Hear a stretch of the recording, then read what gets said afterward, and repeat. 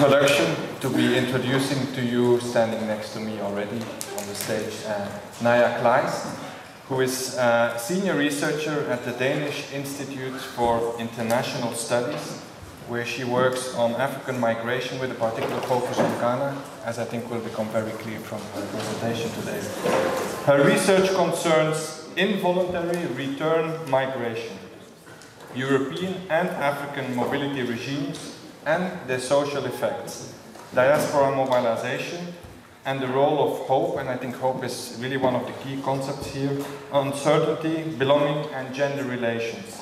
She has published widely on these topics in journals such as African Affairs, Journal of Ethnic and Migration Studies, and African Diaspora, of which she is also an editorial board member, I was told by internal information, and has recently co-edited the volume Hope and Uncertainty in Contemporary African Migration. And for people who are interested, it's here on the table, so you can have a look at it afterwards. And also guest edited a special issue of History and Anthropology on Hope over Time with an exiled Belgian, Stef Jansen, also from 2016. I will keep it very short because you didn't come to listen to me, but to the talk, which is entitled Hope and Uncertainty in African Migration, Life and Future Making After Deportation to Ghana. Naja, you have the floor. Thank you very much. I have this one. Is it Okay. on? Can you hear me also in the back? Okay, people know me. So thank you very much for the invitation. It's great to be here. I've been looking a lot forward to this, and it's a beautiful lecture hall. I was told that in the olden days it was for medical students, so there would be like dead bodies up here. Hopefully that's not going to happen today. So I'm going to talk to you, as Noel said, about involuntary return and deportation to Ghana. And I'm using the term involuntary return as a broad term to include different kinds of return migration that happens against a migrant's will and intention. So deportation is one of them, but I'm also going to include evacuation from civil war, Libya, to Ghana, back to a context that migrants think of as home. So it's a broader notion, a more experiential one than a legal category, so to speak. And I think this is interesting to study because deportation, detention, etc. is one of the big tendencies in the current mobility regime, both in Europe but also elsewhere in the world and in Africa. And what I'm going to do in this lecture is first to talk about the point of departure of this work, so-called mobility paradox, and of hope as analytical framework. Then I'm going to talk a bit about a research program that my work is related to, and then, of course, on the topic itself, life after deportation and involuntary return to Ghana.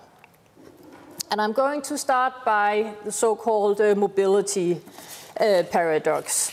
And this paradox, or way of looking at the role of mobility today, can be kind of subsumed in a paradox that on the one hand there's an increasing speed and number of images and ideas and notion of the good life, of globalization or migration for that matter, which are circulated today around the globe through international media, social media, networks, etc. And these images are very accessible for lots of people in the world with who have access to the internet. And as we all know, this is also rapidly expanding, meaning that people in, say, a village in Ghana who have smartphones or access to an internet cafe can very quickly access these ideas of the good life of other parts of the world, and what, so to speak, the spectacles of globalization and wealth elsewhere. But on the other hand, there's a high number of people who don't have access to legal migration circuits beyond their region because of restrictive mobility regimes. So they're excluded from legal and safe migration due to externalization of migration control, restrictive immigration regimes, etc., border walls, deportation, detention, etc. And one can indeed say that access to safe and legal migration is one of the key axes of inequality today. So this paradox is something that I've been looking at and been curious about what it means for people in contexts where migration is an established livelihood and have maybe been it for generation, and where migration also constitute an imagined pathway to a better life and a better life and future, as it is in many places of Africa, for instance, where migration is a normal state of affair rather than an exception. And now the photo is not very clear, but if you look at it, you can see it's the backside of a Ghanaian Trotro, a minibus. It says KLM Airland, and one way of thinking about this mobility paradox can be to ask oneself, what does it mean to dream about flying with KLM Airline? What you are actually going to do is to take the KLM Airland minibus. That's just a way of thinking about this. The other point of departure is an interest in hope and uncertainty and the future. So to ask, what does it mean in this context of the mobility paradox for hope and how one thinks about one's future? So we are curious about how migrants and their families and their peers, their governments for that matter, think about this, how when migrants plan or consider their migration, when they are moving through different states or living in them. What is the role of migration and hope in such cases? How do people understand their life and future? Where do they aspire to go when Europe is increasingly closing its door? What are the new destinations, etc.? And what is the role of hope and uncertainty in these situations? So these overall reflections was the beginning of a research program, which has now come to an end, which I have conducted for the last 4 years with two colleagues, Dorte Thorsen, University of Sussex, and my colleague at DIIS, Ida Marie Wammen, where we looked into these questions on the basis of fieldwork in key sites of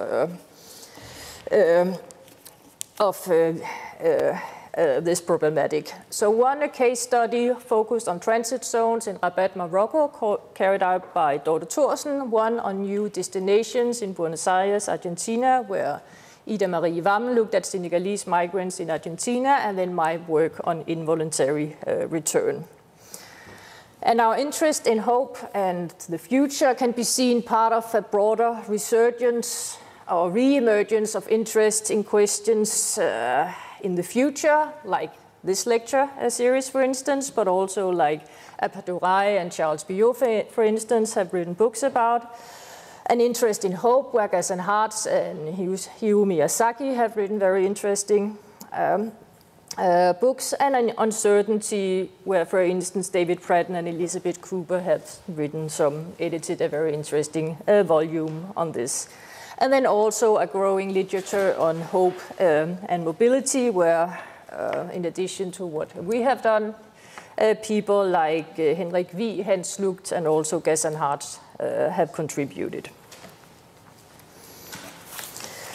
But hope is also a very tricky concept to work with. It's very slippery in a way, as hope both refers to everyday language. I hope this goes well, to existentialism and eschatology. And the way we have approached it in our work is to approach hope as an analytical perspective that focuses on the meaning-making practices of the present, the near and distant future, and the here and the elsewhere.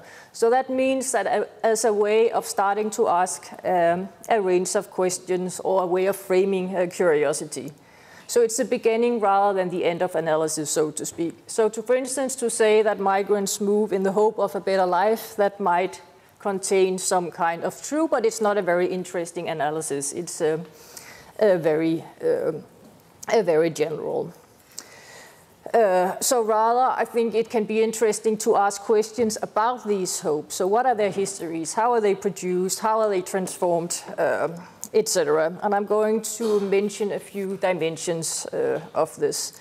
First of all, I think it makes sense to approach hope as characterized by simultaneous uncertainty and potentiality of the future or of an elsewhere. So this means an emphasis on anticipation, as Ernst Bloch has written volumes about, and some degree of confidence or desirability of that future, of that elsewhere, but that this is always embedded in uncertainty. So hope is not certainty in itself or complete knowledge or complete faith, but it can always be disappointed. Otherwise, it's not hope. So that's a very broad overall definition. Then we also approach hope as situated and contextual. And David Webb has written a very interesting article about 10 years ago on different modes of hoping, where he defines hope as a socially mediated human capacity. So that means there's emphasis on the social dimension. It can both have individual and collective dimensions, and that it's also linked to what Charles Taylor has called social imaginaries. So what is thinkable or imaginable at the collective levels. And that again leads to questions about the histories and the constructions or the genealogy of certain hope or certain modes of hoping. So to ask, what do people hope for? What are the imagined pathways of realizing or cultivating these hopes? And then when analyzing migration, which is the issue here, then one can ask, when and where are these hopes located? Are they in the here, or are they located elsewhere? Are they located in the near future, in the present, or in the more distant future? So the implications are here to study the conditions of possibility for certain hopes and ways of being hopeful, and to look at a sense of possibility and anticipation and how it's distributed and generated or brokered, negotiated, etc. by different actors, or what Steph Jensen has called the political economy of hope. And this is inspired by the Lebanese-Australian anthropologist Ghassan Hart, who has written about hope as a social category referring to the way we construct a meaningful future for ourselves.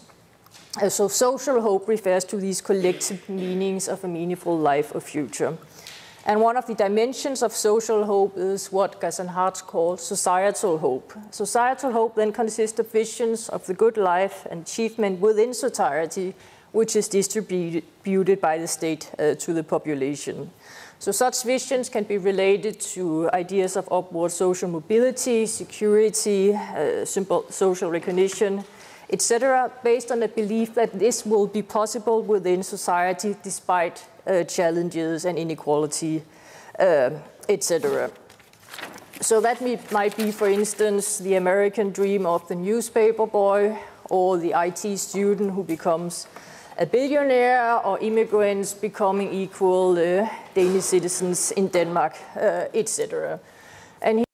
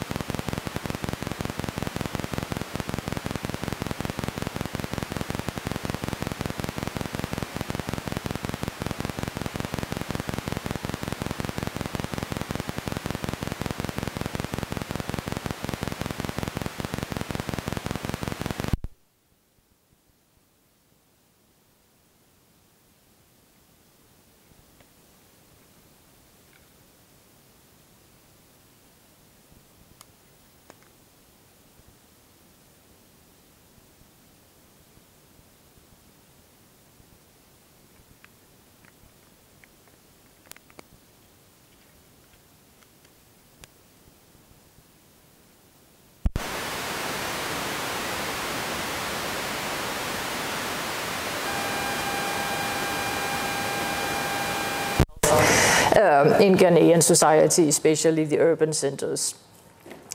So this also meant that Ghanaian politicians would talk about a golden future, how everything would work out all right, and generally were distributing a societal hope to the population. So when I talked to policymakers and successful returnees from like Europe or from the States, who had come back to Ghana and become, for instance, politicians or traditional authorities or businessmen or medical doctors, they emphasized, all of them, how educated and highly skilled migration with a purpose is seen as a good thing, something which is a positive endeavor and good for the Ghanaian development, while irregular migration is seen as problematic and even embarrassing for the state. So rather than migrating, young Ghanaians were encouraged to stay in Ghana and take advantage of the situation there. Focus on their studies, work hard, then they would succeed. So for instance, I followed a Ghanaian politician who also happened to be a man who had lived many years in Ghana, but who had returned in Denmark, but who had returned to Ghana in a small, in a rural village, and he talked to school children and he told them, and I quote, "You can become an ambassador or an astronaut because we have found oil. You study hard and pray." So this is an expression of a distribution of societal hope in hard terms, where notions of opportunities and the means of realizing them are located in Ghana, even though one may also note that the visions he talks about actually involve travel, though highly regularized travel. But then when I was done with my interviews with policymakers and returnees, I was walking around, or I was taking public transport, and then I met a lot of other people who were deportees or would-be migrants, and who talked about how they did not have access to mobility and how they also not have access to this wealth, which was very visible in Accra and in Ghanaian urban centers more generally, and who felt disillusioned and dissatisfied with their situation in Ghana, and found themselves in situations which might be characterized as abjection or disconnection in James Ferguson's term. So they could look at the wealth, but they could not touch it. And for them, very often migration was seen as one of the only ways to get access to a better future. And it would involve then not only access to better labor markets or universities for that matters, but also as a way of reconnecting with the world in a way. So that made me interested in what the world looks like, or migration and hope looks like from that perspective, not from the very successful triple win, what have you perspective, but from those people who are hit by the mobility regimes in another way. So to do that, I have between 2012 and 2015 done 3 days of fieldwork in a smaller district capital in western Ghana, from where there's a long tradition of migration and mobility.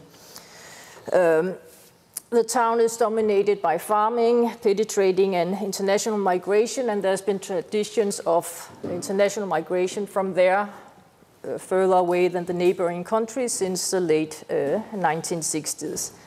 And when you walk around town, that's very visible in terms of the difference in housing. And so where migrant houses, houses built by migrant money would be very fancy, bright colors, etc., while like other houses would not. And also in terms of names of spots of soap. Okay, great. This is getting too close to like yeah. a minute.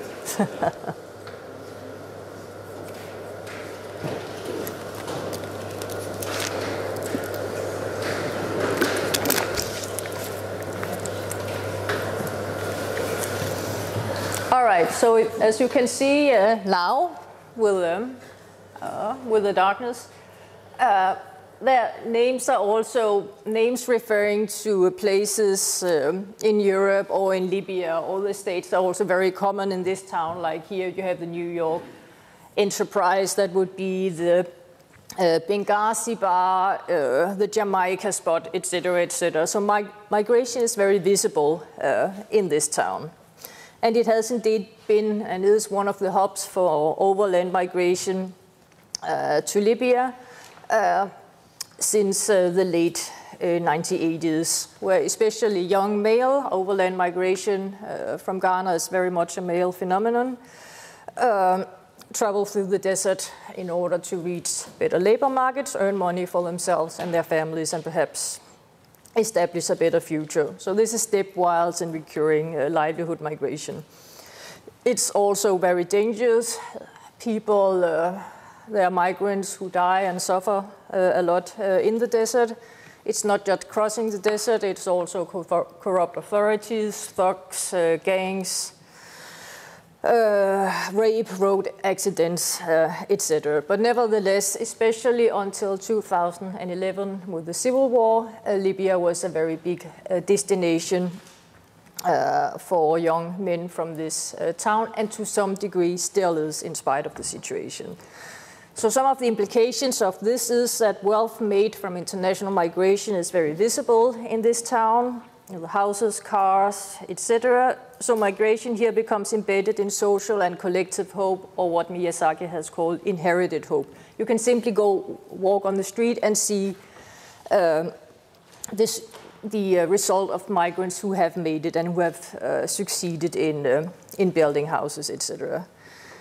It also means that involuntary return and deportation to this place is not unusual. There were many migrants expelled from Nigeria in the 80s from this place, and again in 2011, a large group of migrants were not expelled but evacuated from the civil war in Libya, but still came back empty-handed, and there's continued flow of deportees.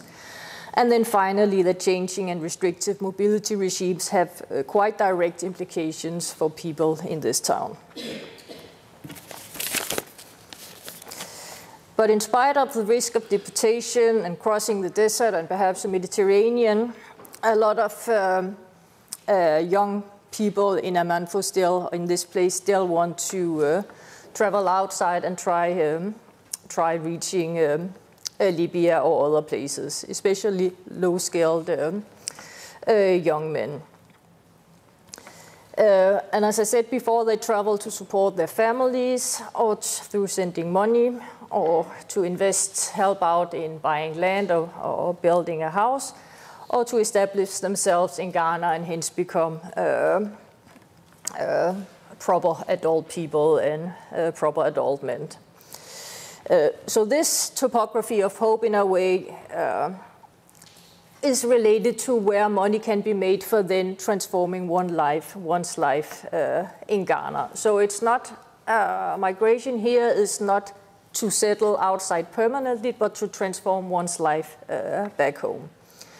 And when I then ask people what their visions of the good life were and what they hoped for, they gave quite strikingly similar answers. They talked about owning their own house, to have a steady income, to own a car, and send their children to good schools, and that migration would be a way of realizing this. And this both unsettled and surprised me first. It unsettled me because it seemed almost like a cliché in a way, almost too simple, and it surprised me because when I've asked similar questions to the successful returnees in my first study in Ghana, they all talked about paying back to their hometown, about becoming big men, about maybe becoming the biggest chief or becoming president. So there were some quite different answers here. Then I did some solicited photography. I gave reusable or disposable cameras to groups of my informants and their families, or asked them to use their mobile phones to take photos of what they liked and dislike in this place and their dreams about the futures. And here I got two sets of photos, so to speak. I got a lot of photos, again, of houses and cars. And then I also got some photos of other parts of the good life, as to, for instance, playing soccer or going to church. And you can see some of these photos up here. So in one way, these photos and the interviews they reflect how people hope for a prosperous and comfortable lifestyle and future in Ghana. So perhaps a universal middle-class lifestyle. And it could be interpreted as an expression of consumerism and this like middle-class, universal middle-class lifestyle, or what Thompson has called the privatization of hope. But I think it's more complicated than that. First of all, it makes sense. These people are poor, and having one's own house simply means much better living conditions than living in a rented room that many of them does otherwise. Having more money and material resources also mean that it's possible for people to invest in social relations and long-term reciprocities, which may again help in the future in times of need. So, and which is important, of course, when there's no welfare state. So having resources is not only about the here and now, it's also about investing in social relations and in the future. But it not only constitutes these cars and houses, material goods and comfort, but also security and what can perhaps be called relational autonomy, not in terms of strident individualism, but in terms of being able to make more choices. So when I discussed these photos with people, they explained how the houses were not only meant for living in, of course, but also for renting out, granting one a steady income. Cars were not only meant for personal use, but also for driving as taxis, which again mean an income. So I suggest that one way of understanding this is also as a way of securing one's future for oneself and one's family, and in this way, a way of managing uncertainty. And again, migration was very much explained as a pathway of a means to get these houses, pay for these houses, or pay for these cars, so to transform one's future in Ghana. So this shows some tensions and similarities with the Ghanaian state topography of societal home.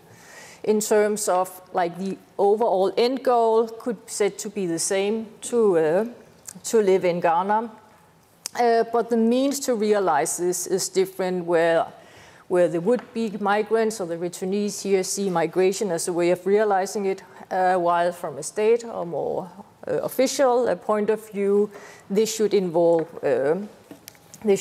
staying in Ghana rather than migrating. So the question is then, if people engage in this, then what happens when it doesn't work out? And in my work, I identified 3 overall, say, social trajectories of life after deportation and involuntary return in Ghana, which I will now go through. And I should just check up on time.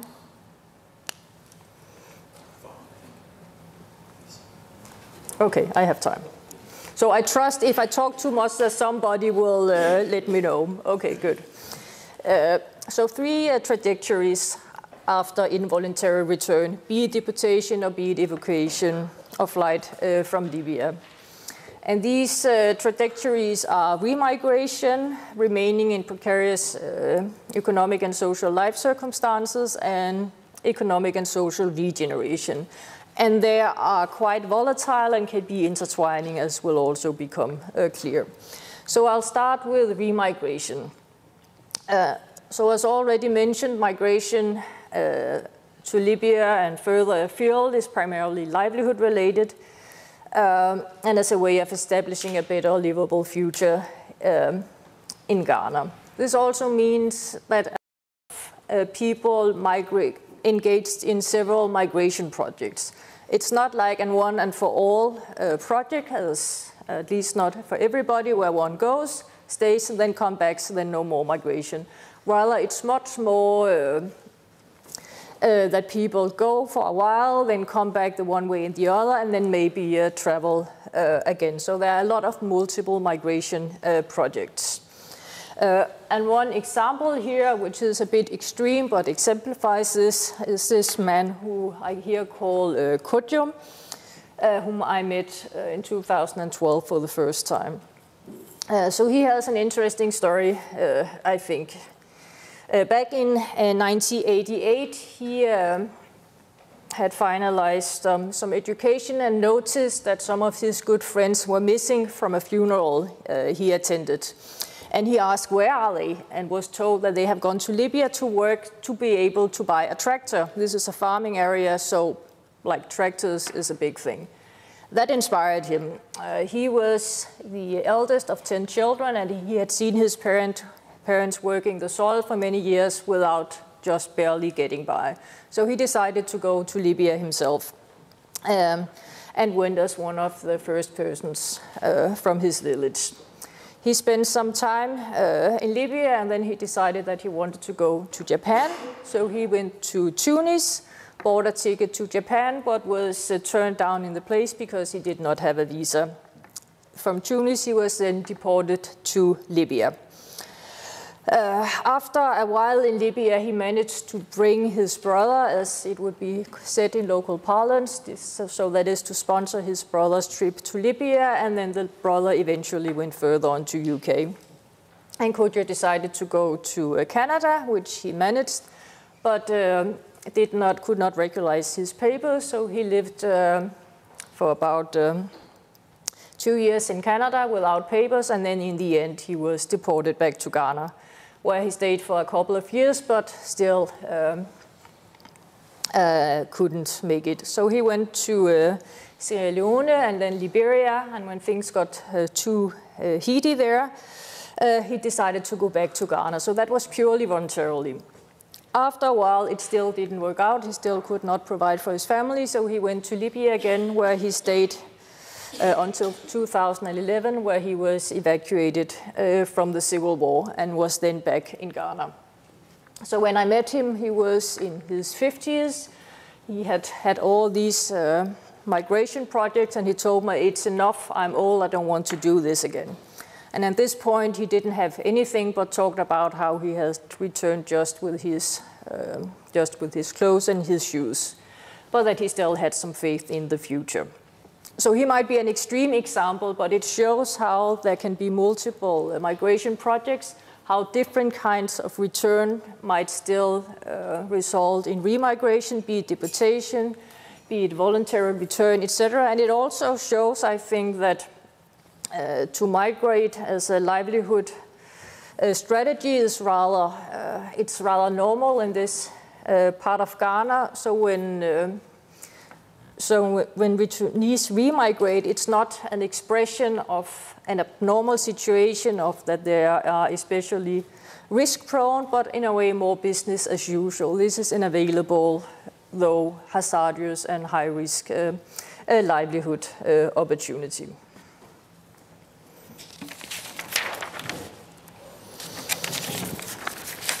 The second social trajectory is remaining in precarious circumstances. And here I'll give you another example of a man called, called Kwaku. He had returned twice from Libya within the last 3 years when I met him. First, he had gone to Libya to work, but was evacuated because of the civil war, and he lost all his savings as many other migrants when the bank burned down. So he simply had nothing and returned to Ghana empty-handed. He didn't have much education. He had his children to feed, and he had difficulties in finding work. And he couldn't let go of the thought that he had these savings in Libya that he could not bring with him. So he decided to go again in December 2012, where he managed to borrow money to go. And he knew it would be difficult because he had gone already one time before, but he still decided to go. Only this time things turned out worse than expected. So first he was kidnapped in the border between Niger and Libya, which is something which happens a lot in these years, and he was held hostage and only let go after he managed to persuade some friends to pay a ransom for him, and he thought that he might have had to die there. Then shortly after that, upon entering Libya, he was arrested by the Libyan authorities and put in jail for several weeks, where he again thought he would die, until he was deported with several hundred other sub-Saharan African migrants back to Agadez in Niger. So they were put on pickup trucks and driven back to Agadez, where they were unloaded and left alone to fend for themselves. So Kwaku had to beg money on the street to collect money for the bus ticket back to Ghana, where the debt and shame of returning empty-handed awaited him. So just 2 months after he had left, he and his friends were back in the village. And he explained that experience like this. We did not feel happy because there was nothing in our pocket and there are no jobs here, so we were not feeling lucky. My family was not feeling well either. They were not feeling well. Even the little money that I had, I've lost it. So when I met Kwaku shortly after he had returned like this, he told me he had insomnia. He couldn't sleep at night, but he would lay awake with his eyes closed to avoid worrying his wife about his insomnia. And he had to face ridicule from townspeople who laughed at him and asked what he had brought back now that he had gone twice to Libya. So he spent most of the time hiding in his room, worrying about the future, about how to get by.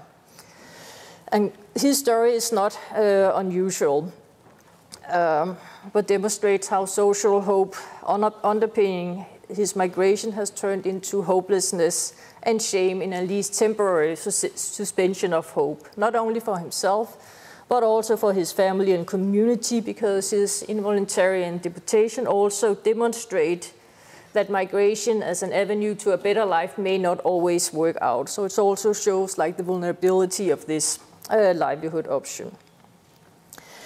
And there's a certain paradox here, because this knowledge of the dangers of traveling to Libya and the living conditions there and the risk of deportation and detention, it's actually quite well known in Ghana, in the field side, but it's in a way sometimes ignored. And part of this reason may be that many migrants don't disclose like degrading living conditions or working conditions to their families or communities, who then often don't inquire about them, constructing what Jennifer Cole has called an economy of appearance. So like everybody's pretending that there's nothing, that there are not these difficulties, or that people don't do work which would be considered shameful if it was done in Ghana, etc.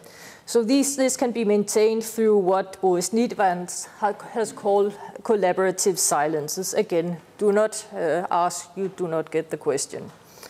But these economy of appearance and these collaborative silence is then destroyed when migrants return empty-handed. And this shame that many involuntary returnees encounter may be aggravated by the often collective aspects of financing their journeys, whether people have money have been pooled to finance the migration journey, or if people have borrowed money and then return to debt. So it's not only the social repositioning of the migrant which has failed, quote unquote, but potentially that of the entire family. So deportation thus demonstrates how social hope can turn into social hopelessness, so to speak, or that the potentiality of hope may evaporate and leave only uncertainty.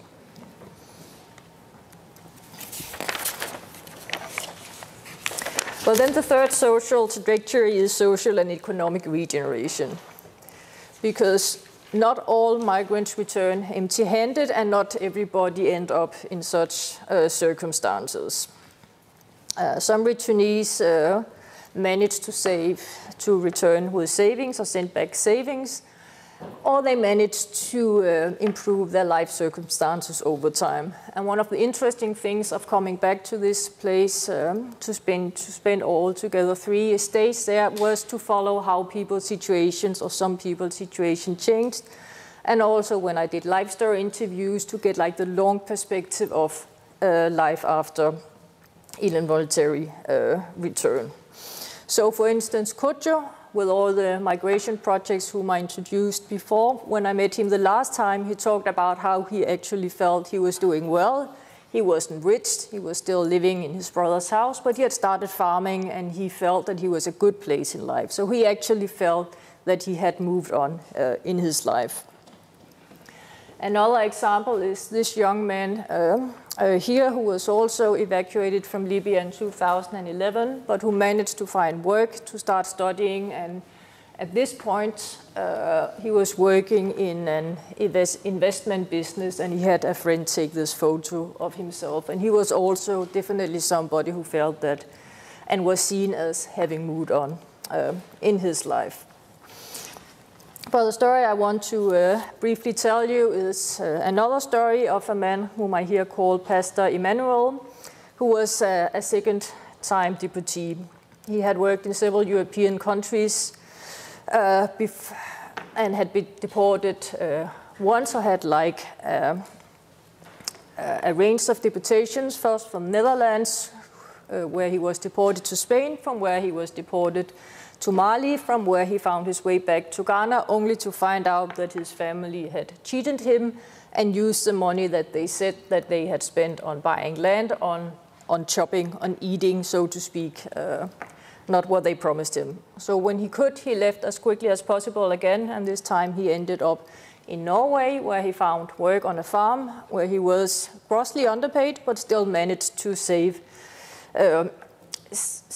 about $20,000 over some time until he was deported back to Ghana.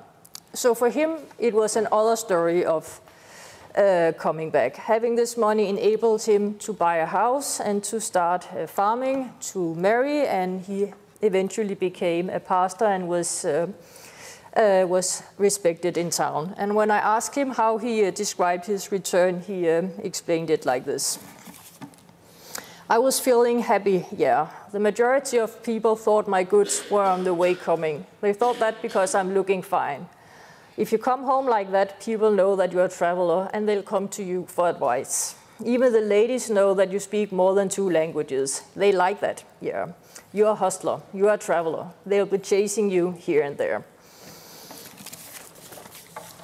So Pastor Emmanuel explained his return as almost an act of triumph, or at least at something which went very well, because he returned with money and he was able to perform his return in the right way, so to speak. That he acted as though his goods was on the way, that meaning the idea that he had sent for he had things which would be coming, but also in his composure and his what is called his exposure from outside. And he even talked about how he was moving differently and he was eating differently, inspired by life in Western countries. So that also demonstrates how return has a performative aspect. But very interesting, Pastor Emmanuel, in spite of having, in a way, succeeded from his migration projects and become a big man in town, he didn't encourage prospective migrants and deportees to follow his example. Quite the contrary, he told them to stay and seek their fortune in Ghana through education, prayers, and hard work. And he and a number of other persons in this town were engaged in what could be called safe migration position or anti-illegal industry, consisting of NGOs, people in middle-class positions, political and traditional authorities, who told people to stay put and use the money they would have used on travel on their lives in Ghana and work as hard in Ghana as they would have done elsewhere. And often these kind of NGOs and initiatives receive funding from EU or Western countries.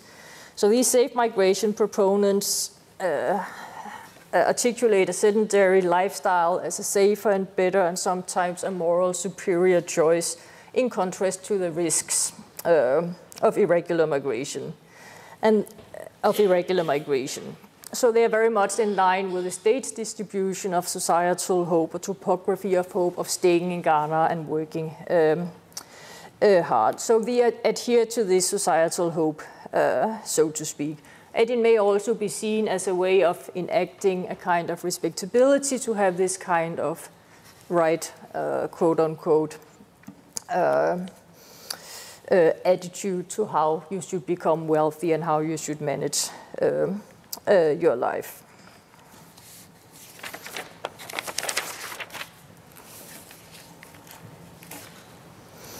So to conclude, deportee status and more generally involuntary returnee status depends a lot on achievement and resource mobilizations and the performance of this. So you can return as a deportee and become a big man if you return with money and things and have got or seen as having exposure and experience, just like Pastor Emmanuel's example, which I mentioned before. But most deportees return empty-handed and they face difficulties and shame and ridicule and often worse social and economic conditions than before their migration, like Kwaku. And indeed, as I have also shown, many of them remigrate. So this indicates a high degree of individualization of success and failure, which in a way ignores the structural constraints that migrants, especially migrants in irregular situations, face en route and also in their countries of residence. So success and failure become subsumed to a question of individual discipline, or perhaps luck or bad luck.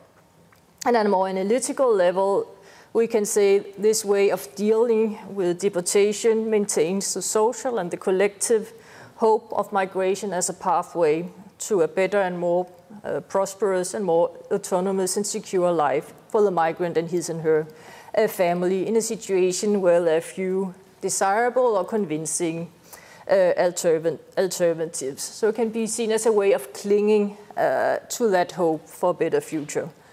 And I also try to show a tension or discrepancy between the official distribution of hope in Ghana, so the state topography of societal hope, and local topography as hope. Well, the safe migration proponents and industries who are in favor of sedentary lifestyles and highly regularized migration see the good future as located in Ghana, and the means to realize this future also as located in Ghana, and it sees irregular migration as an immoral choice sometimes. But this then stands in contrast to expectations from families and local communities and often migrants themselves. Well, there's a history of fulfilling, or at least trying to fulfill, desires for a more better, more secure, less uncertain life through mobile livelihoods and international migration, because this pathway of realizing isn't seen as available in Ghana. So it becomes a way of clinging to and repairing social hope. But I'll end in a not very hopeful, or perhaps a more uncertain way, because in spite of the social and physical suffering of Kwaku's last journey, the one who was deported again to Libya, he only seemed to find hope for the future outside Ghana, and he left again to Libya in 2013. So he phoned me several times, very excited that he had made it, he had found work and everything was better, but then the phone call stopped and I couldn't reach him. When I then went back to this town in 2015, nobody knew what had happened to him, but feared the worst, with the outbreak of civil war again. So the final point is that the analytical focus on hope should not be perceived as a hopeful exercise.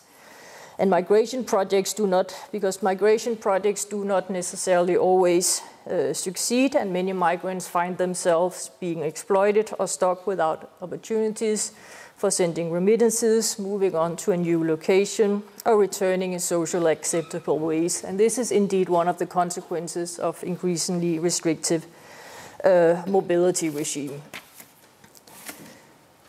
So in other words, the link between mobility and hope, it's not only uncertain, it's also very ambivalent and it's precarious. Thank you.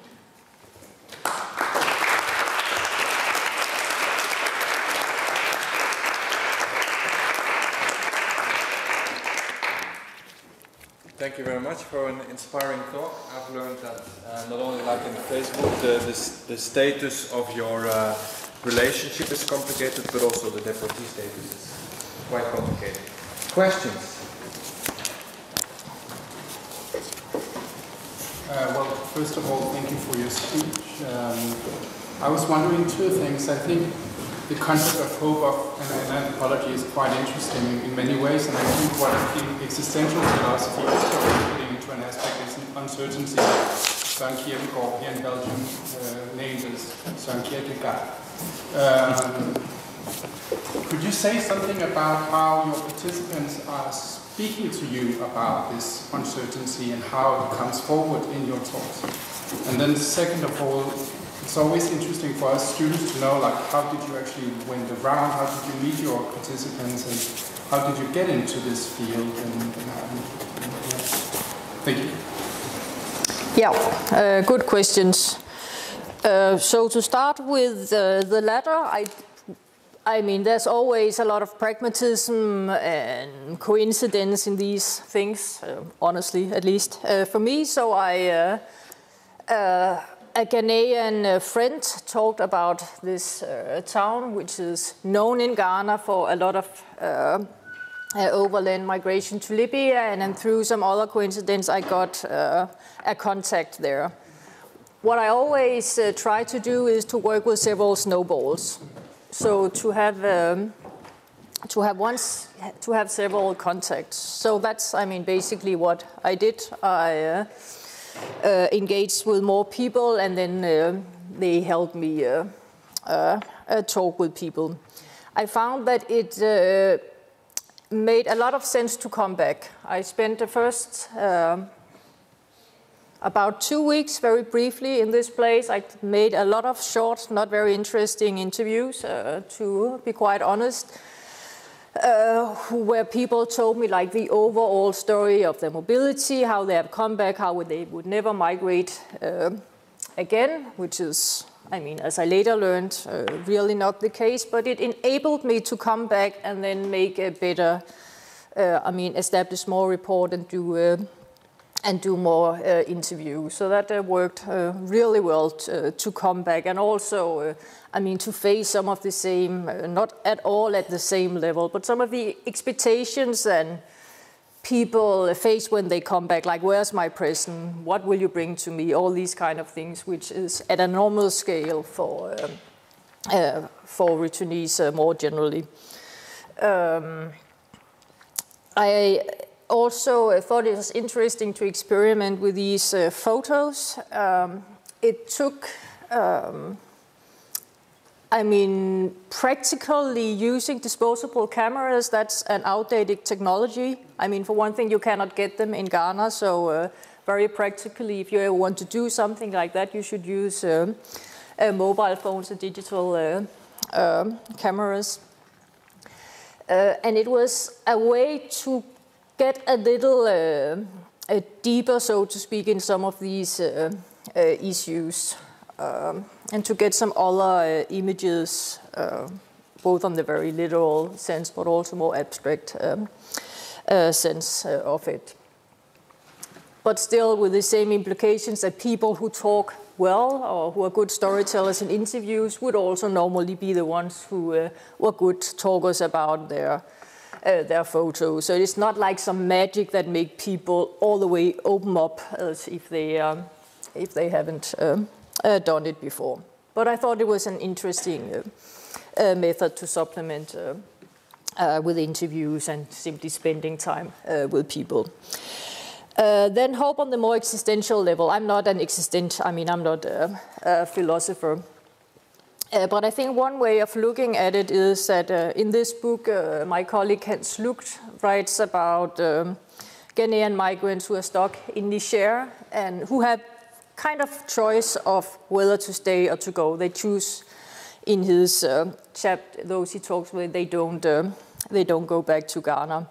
And he theorizes their hopes as the efforts that you make in life, that the hope is that at one point this will be paid back to you, either in this life or in the afterlife. So when you give up on something, you're like kind of letting that hope go, that you did so much, you suffered so much, and it didn't pay off. So hope can be this kind of stubbornness of believing in what you have done is worthwhile the effort. And I found a lot of resonance in my work with that, because people talked a lot about wasting time. So coming back after deportation or having spent time in prison, for instance, people very often talked about how they had a feeling of they have wasted that time. And this waste of time could just be like time wasted, but also you're young, you're strong, time passes, you're not so young any longer, maybe you're not so strong, you should have married, you haven't. All this thing of kind of being stuck in adulthood, which is not seen as a privileged place to be in Ghana more generally, where there's an urge for becoming a proper adult. So I think that hope in that way can have a very temporal aspect to it, that it kind of adds up your kind of what you are doing in your life, the time you spend, the suffering that you do, and what you get out of it. Yeah, thank you very much for the very interesting talk. I would like to ask you if and how faith, religion, and the churches come in your analysis of individual and social hope. And the first time this question came up for me was when you presented the first case of this man who had these multiple return journeys, and he's still coming back after the fifth return. He was still faithful and hopeful. And I was also wondering, so on an individual level, but also what is the position of the church to migration, and how does it perhaps investigate in these hopes or not? And then you brought also up this successful man who returned, who became a pastor, if I understood it right. And interestingly, he advised people not to migrate, but to pray and to invest in education.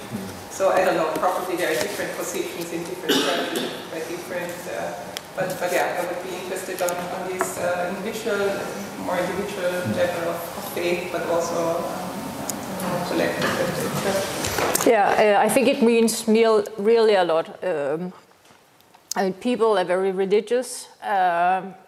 And going to church, it's mainly a Christian area, but there are also with many different churches, and there are also some mosques in the area. But that means a lot in terms of gaining strength and having this belief in that it will, again, that the efforts will pay off in the end. And churches, pastors, fides priests, etc., are very much involved in that in different ways. So a number of them have a kind of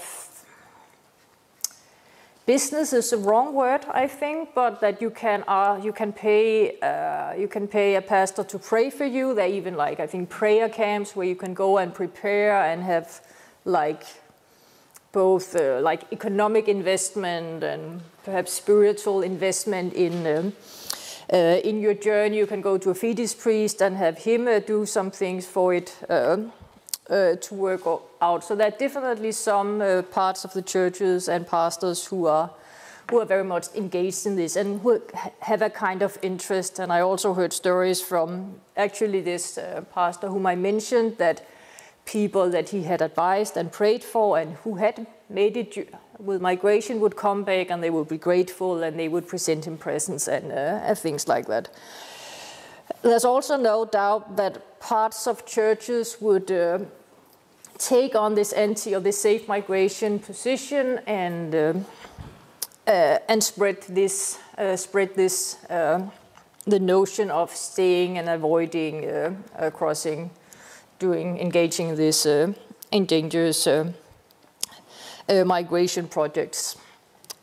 Again, it was kind of ambivalent. Another person whom I spent a lot of time with was another pastor who had founded an NGO. He had partial funding for some time from EU to help out returnees and to do do these information campaigns. But he also very much supported migrants and gave advice. And I mean, there are a lot of different interests in this in terms of telling people not to go, and that can be kind of both social and economic interests as well. But it's definitely important. And the photo up there on the left, I think, is also interesting. It was made by a returnee who showed this. He took a lot of photos of his church because that brings him joy and hope to dress up nicely, sing, pray, forget about all the worries in your daily life. And he said he wanted to be like this man, who talks well, who's nicely dressed, who has a lot of composure and dignity about him.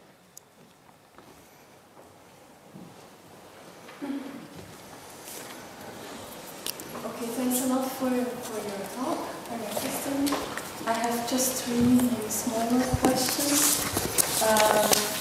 Well, the first one is maybe not that small, but I was just wondering if you could say a bit more on the shame that you mentioned, because I wonder if people come back, from a successful trip in a way. Is shame such an issue? From my own experience, I would think that people move in and out, and I don't see that. I mean, I was rather always impressed by the unproblematic nature of coming and going. So that's one question. And then another question was, which layer of people have you followed? And are these people who are, that's what's my third question. A question out of curiosity, which town did you work? And the people that you followed, were they living in the Zongo in the town that you worked, rather? Or is it a particular layer of people? And so I'll stick to those three. So which layer of people? That's a good question. I should have used more time on that. For this kind of migration, it's quite a particular group. It's almost exclusively men, as I already said. I mean, lots of Ghanaian women migrate, but overland migration from Ghana is very much a male phenomenon. It's mainly people of relatively poor background. It's not the poorest of the poor. As is well known, the poorest of the poor usually don't engage in international migration because it costs money. So it's people who are able to raise some resources either from their families or borrow money, etc. It's also primarily people with quite little formal education. School drops out. Very few had gone further than secondary school, though a few had, and it was very clear that those few who had got better work in Libya, while the rest mainly have been construction workers. So it's this group of like relatively poor, not very educated men. And a lot of people, both in this town and elsewhere in Ghana, just cannot understand that they do it. I think that's also important to say. This is not like a general phenomenon that everybody wants to cross the desert. It's really like quite specific in the Brong-Ahafo region and then in the northern part of Ghana. I mean, it's a kind of politics, not to mention the place that I did film work, but it's in the Brong-Ahafo region between Sunyani and Kumasi, and it's a small small district capital, a very rural place. And shame? Yeah, shame, sorry. I see shame as something which occurs vis-a-vis one's peers and people who mean something to it. So it's not like connected as much to what, in a way, I guess people are ashamed of, but like to be kind of exposed, or this thing in relation to one's important social peers, family or friends, etc. And it was quite consistent actually for people who returned empty-handed, that they felt a shame and social stigmatization, not from everybody, maybe not from their family or from their friends, but that there was in this town a lot of ridicule and back-talking and like very outspoken expectations. And when you have had this chance, so to speak, people have had faith in you, borrowed your money or spent money on you, and you come back, you have not been able to use it, that it's seen as like, again, a waste of your time, a waste of your suffering.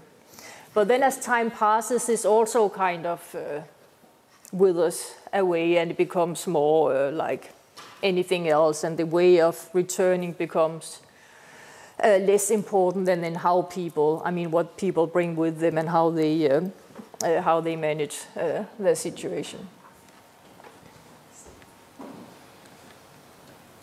Yes, thanks also for a wonderful lecture. I've got many questions, but I'll try to be quick and concise. Let me start with something related to what Monica mentioned. Let's say public discourses on returnees and deportees and so on. In popular culture, rather than in religion, perhaps. So is there... are some of the views you get from individual interviews sort of echoing what is circulating more publicly on these matters? Which brings me to the Ghanaian state. So I stick with the societal level there. We know that Ghana has developed quite a strong interest in its diaspora.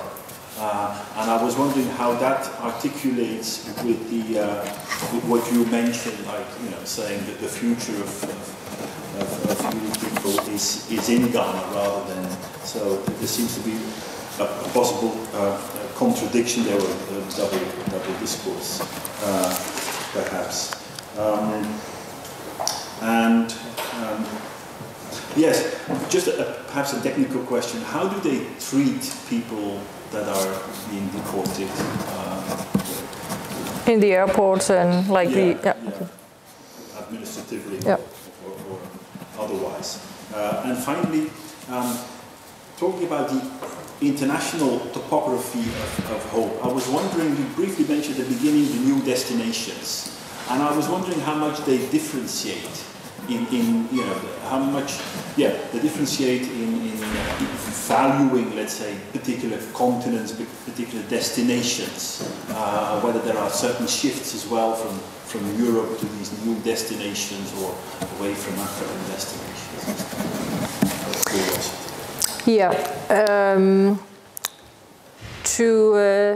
I think I'll just start from the first one. So public discourses on deportees. There's a concept called, a pidgin term called bugger, which is said to derive from back from the 80s when Ghanaian labor migrants went especially to Hamburg. So it can relate to either being Hamburg or Bürger, like the German word for citizen, of migrants who have gone and who have made it and who display it through like conspicuous consumption in a way. So to have these drive expensive car, come back loaded with consumer goods, etc., which in this part of Ghana is still seen as kind of very prestigious, as something people want to do. And the flip side of that is called sometimes burgerloo, so it almost say it like themselves, so these people who have not made it. And there's quite a lot on popular culture on both burgers and burgerloos of how like pretending, and people know like lyrics about you know, you pretend you're something, but you sleep in the street in Europe, etc. So there's definitely, I think, a growing consciousness of like the dark side of migration to Europe and other places, that it doesn't always work out, and people seem to be perhaps less and less impressed by migrants coming back and saying, I am a super big man and look at all my presents, etc., etc. Also with the growth rates and the opportunities for some people in Ghana where at least some people actually can, you know, if you're in the right place with the right connections, etc., you can also have a very good life in Ghana. I think it also means the people I talked to, none of them, as far as I know, were deported because of felony. I mean, they had not been in prison for like drug abuse or whatever, but they had been deported because they didn't have the right papers. I would think, without knowing, that it makes quite a difference if there's any suspicion that people have been deported because of felony or drug abuse in terms of reputation. But there's not, I mean, people might be, I mean, there might be the shame and stigmatization, etc., but there's not like a moral discourse about that, oh, they broke the law. I mean, they brought it on themselves. Generally speaking, both in this town and also more broadly, the mobility and migration regimes are seen as unfair and for many people not very relevant. It's like practical but not moral obstacles in terms of traveling. Then with the Ghanaian state's interest in diaspora, yes, definitely there has been actually since the late 90s an interest in first the so-called African diaspora, the descendants of the slave trade, and then more broadly from around 2000 in contemporary migrants. And when the government talks about the diaspora, they mean these two groups, and they mean people with money who send back remittances, who can come back with a Western citizenship and do development. And they don't see generally people who have traveled in irregular ways or who have been deported as part of this diaspora. So from the government part, I mean, these are two very different groups, and the latter group, deportees and irregular migrants, are seen as embarrassing, and one might say that they expose the lack of statecraft of the Ghanaian state. Here you have a stable democracy, and people are still migrating irregularly and coming back and embarrassing the state, so to speak. So I had several interviews with people in Ministry of Foreign Affairs and Interior who talked about how embarrassing it was for them when Ghanaians are deported.